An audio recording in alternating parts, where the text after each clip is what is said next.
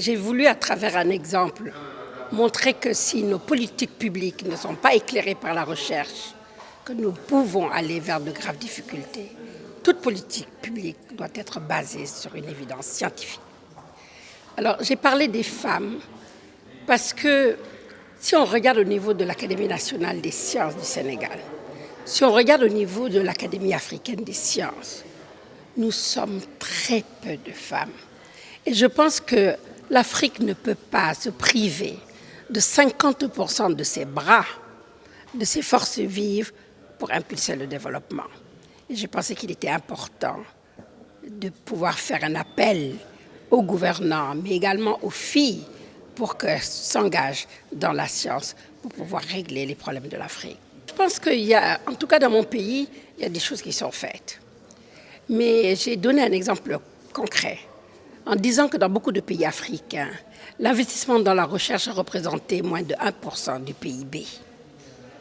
Alors que dans des pays développés, que ce soit des pays européens ou nord-américains, on se rend compte que 10 à 15% du PIB sont reversés à la recherche.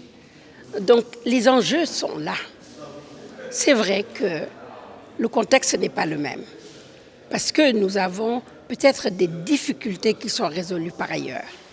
Mais il faut absolument, si nous voulons rentrer dans la mondialisation, si nous voulons l'émergence de notre continent, investir beaucoup plus dans la recherche. Les chercheurs, on a de brillants chercheurs.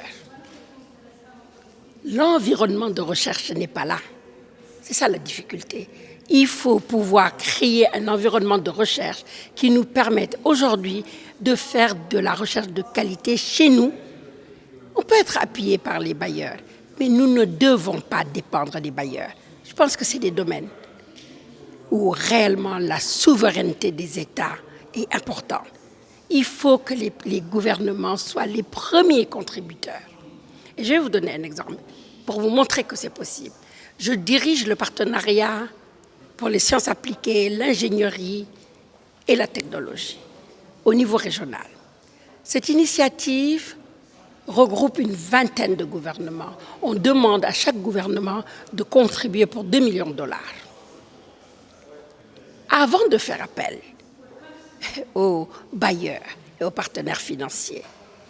Mais je pense que c'est un message très fort que nous adressons aux autres, parce qu'on ne peut pas tendre la main sans avoir investi. C'est pour ça que vraiment, j'insiste, c'est vrai, j'ai fait le plaidoyer pour les femmes, mais j'ai surtout fait le plaidoyer pour l'investissement dans la recherche. Personnellement, ça fait bien des années que je porte ce combat. J'ai créé le programme national de lutte contre les hépatites ici au Sénégal en 1999. C'était le premier programme de lutte contre les hépatites en Afrique. Je pense que ce que j'ai dit, le message que j'ai voulu véhiculer, nous ramène toujours à la souveraineté. Nos politiques publiques doivent être définies ici et à partir de nos réalités. J'ai dit, nous subissons la gouvernance mondiale de la santé. Parce que c'est la santé. Nos priorités sont définies ailleurs. On dit le paludisme, le sida, la tuberculose. Mais cela ne doit pas être exclusif. Tout doit être contextualisé. Je ne dis pas qu'il ne faut pas prendre en charge ces maladies, mais je dis que nos politiques publiques devraient mieux définir leurs priorités de manière à ce qu'on puisse avoir un soutien au niveau international et pas le contraire.